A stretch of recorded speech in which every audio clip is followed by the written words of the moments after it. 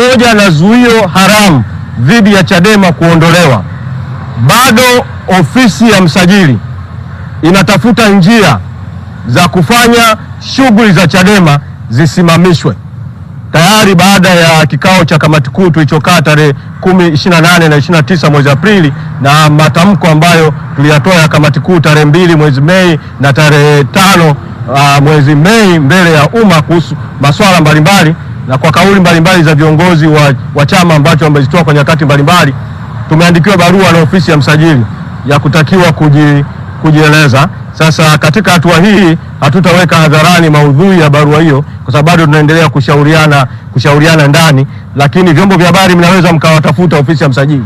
mkawauliza, tumetaarifiwa kuwa mmewaandikia barua Chadema, mmewaandikia barua kuhusu nini na mnataka kuchukua hatua gani dhidi ya Chama cha Demokrasia na Maendeleo Chadema. Lakini mwito wangu kwa wapenda haki na wapenda demokrasia wote, kama ambavyo wamekilinda Chadema katika siku 309 za kuzuiwa kufanya shughuli za siasa, kazi ya kuilinda Chadema iendelee katika maeneo yote, mahakamani, mitaani, kwenye mikutano, kwenye korido za taasisi mbalimbali za kitaifa na kimataifa, kwa sababu suluhu ya matatizo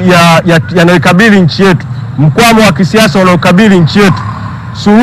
suluhu yake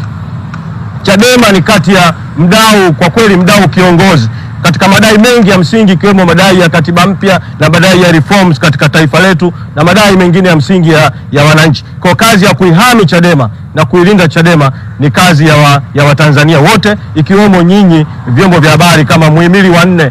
wa dola, fourth estate. Kwa hiyo tunawashukuru sana kwa kufika na vyombo vya habari vile vile na mtufikishie ujumbe huu kwa umma wa Tanzania na wadau wote wa demokrasia na haki. Asanteni sana na